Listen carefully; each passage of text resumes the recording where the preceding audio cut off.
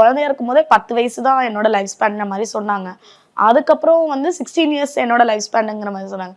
இப்போ வந்து என்ன சொல்றாங்க 30 பிளஸ் அந்த ஏஜ்ல 30 to 35 அதான் ஆவரேஜ் லைஃப் ஸ்பேன். அந்த மாதிரி இருக்காங்க. பட் இருந்தாலும் என்னோட டிசார்டர்ல இருக்கவங்களுக்கு ஒரு நார்மலான இப்போ உங்களோட normal person average life span 60 அபவும் இருக்காங்க. அந்த மாதிரி இருக்கலாம். இப்போ என்னோட லைஃப் ஸ்பேன் வந்து 30 பிளஸ் தான். ஸோ இது வந்து எனக்கு ஆக்சுவலாக நான் இதை ஒரு நல்ல விதமாக தான் எடுத்துக்கிறேன். ஏன்னா நார்மல் பர்சன்னா நான் 60 வருஷம் வரைக்கும் வாழணும்ன்றப்போ நம்ம வந்து கெரியரை பார்க்கணும், ஃபேமிலியை பார்க்கணும், குழந்தை குட்டியை பார்க்கணும், அவங்கள படிக்க வைக்கணும், இவங்கள படிக்க வைக்கணும், சொத்து சொகம் தேடணும். இந்த எந்த ஸ்ட்ரெஸ்ஸுமே எனக்கு இல்லை. இன்னைக்கு வாழ்றோமா, இன்னைக்கு ஜம்முன்னு இருக்கோமா அப்படிங்கிற மாதிரி போயிடுச்சு. பட் இருந்தாலும் அந்த வயசுல இதை அக்செப்ட் பண்ணிக்க என்னால முடியல. கண்டிப்பா 16 இயர்ஸ்ல இதை அக்செப்ட் பண்ணிக்க முடியல. ஸோ எப்படி இந்த தாட்ஸ் எல்லாம் நீங்க ஓவர் கம் பண்ணீங்க? ஆக்சுவலாக அதான் பிறந்ததுலேருந்து இப்படி தானே நம்ம ட்ராவல் பண்ணிக்கிட்டு இருக்கோம். ஸோ நம்ம எல்லாருமே ஒரு டைம்ல லைஃப்ல ரியலைசேஷன் பண்ணுவோம், நிறைய விஷயம் கற்றுக்குவோம். அந்த மாதிரி டைம்ல எனக்கு இது ஒரு பெரிய இப்போ பிளெஸ்ஸிங்காக தான் நான் பார்க்குறேன். நான் எங்கள் வீட்லேயே ஏதாவதுன்னா நான் 4 வருஷம் இருப்பேனா 5 வருஷம் இருப்பேனா எனக்கு நிம்மதியாக விடுங்க தயவு செய்து அப்படின்னு சொல்லும்போது எனக்குமே அது ஓகே, இருக்கிற 4-5 இயர்ஸ்னால் அது பெஸ்ட்டாக நம்ம இருக்கணும், இதுக்கு மேலே இருக்கலாம், பட் இருக்கணும் அப்படிங்கிற அந்த தாட்ஸு. எல்லாருக்குமே லைஃப் வந்து அன்சர்டைன் தான், எல்லாருக்குமே அன்சர்டைன் தான். ஆனால் அவங்க ரியலைஸ் பண்ண மாட்டாங்க, அடுத்தடுத்து ஓடணும், அடுத்தடுத்து பண்ணணும். ஆனால் எனக்கு லைஃப் அன்சர்டைன்னு தெரியவும் எனக்கு அது ரியலைஸ் பண்ணி இன்னும் கொஞ்சம் அதை நான் நல்ல விதமாக பாசிட்டிவாக தான் நான் பார்க்க ஆரம்பிச்சிட்டேன். லைஃப்ல வந்து எல்லாருக்கும் ஒரு ப்ரெஷர் இருக்கும், சம்பாதிக்கணும் இல்லை படிக்கணும் அந்த மாதிரிலாம் இருக்கும். பட் உங்களுக்கு சஸ்டெயின் பண்ணுறது நம்மளோட லைஃப் ஸ்பேன் நம்ம கையில் தான் இருக்குன்றப்போ அது உங்களுக்கு ப்ரெஷராக இருந்திருக்கா என்னைக்காச்சும்? ஆக்சுவலாக ஃபேமிலி சப்போர்ட் கண்டிப்பாக தேவை. அம்மா அப்பா என்னோட சிப்ளிங்ஸ் எல்லாருமே அவங்களோட சப்போர்ட். அதே மாதிரி இப்போ நான் நல்லா இருக்கேனா, என்ன பார்க்குறீங்களா, நல்லா இருக்கேனா, திடீர்னு வந்து பெட்ரிடன் ஆகிடுவேன். என்ன ரீசனே தெரியாது, திடீர்னு பெட்ரிடன் ஆகிடுவேன். இப்போது ஒரு லாஸ்ட் இயர்லாம் வந்து எனக்கு பேலன்ஸ் டிஸார்டர் வந்துச்சு, வெஸ்டிபுலர் டிஸார்டர். அதனால பெட்ரிடன் ஆகிட்டேன்.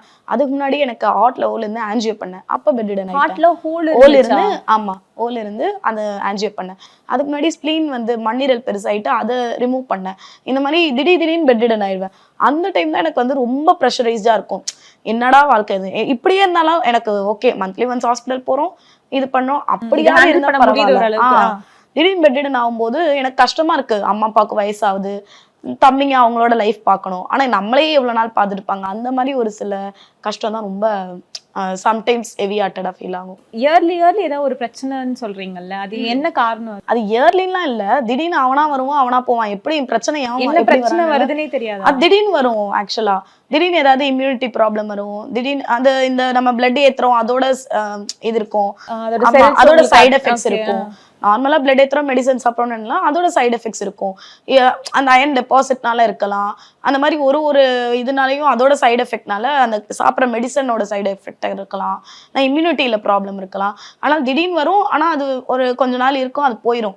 அது வரைக்கும் நம்ம கொஞ்சம் சரி அப்படின்னு பல்ல கடிச்சிட்டு தான் போய் ஆகணும். யூஸ்வலி கேர்லி திங்ஸ்லாம் இருக்கணும், ரிலேஷன்ஷிப்ல இருக்கணும், நம்மளை பார்த்துக்க ஒரு பார்ட்னர் இருக்கணும்.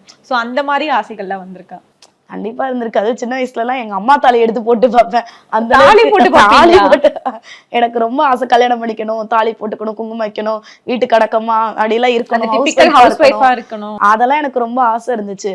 பட் ஒன்ஸ் வந்து ஃபினான்ஷியலி நம்ம ஸ்டேபிள் ஆக ஆரம்பிச்சோன்னே நம்மளை எதுக்கு இன்னொருத்தவங்க வந்து பார்க்கணும், இன்னொருத்தவங்களோட சப்போர்ட் எதுக்கு தேவை, நம்மளை பார்த்துக்கலாமே அப்படிங்கிற மைண்ட் செட் வந்துருச்சு. இப்போ நிஜமா எங்கள் வீட்டில் கல்யாணம் பண்ணிக்கிறியான்னு கேட்டாலும் வேண்டாம், இருக்கிற காலத்தை என்ன நிம்மதியாக வாழ விடுங்க அப்படிங்கிற மாதிரி இருந்துச்சு. ஏன்னா ஆப்வியஸ்லி அம்மா அப்பா தம்பிங்க தாண்டி மாமியார் மாமனார் கொழுந்தனார் அதெல்லாம் நான் ஹேண்டில் பண்ண முடியுமான்ற பயம் வர ஆரம்பிச்சிருச்சு. அதனால அது அப்படியே அதையும் நான் அப்படியே மாற்றிக்கிட்டேன், மைண்ட் செட் அப்படியே மாற்றிக்கிட்டேன்.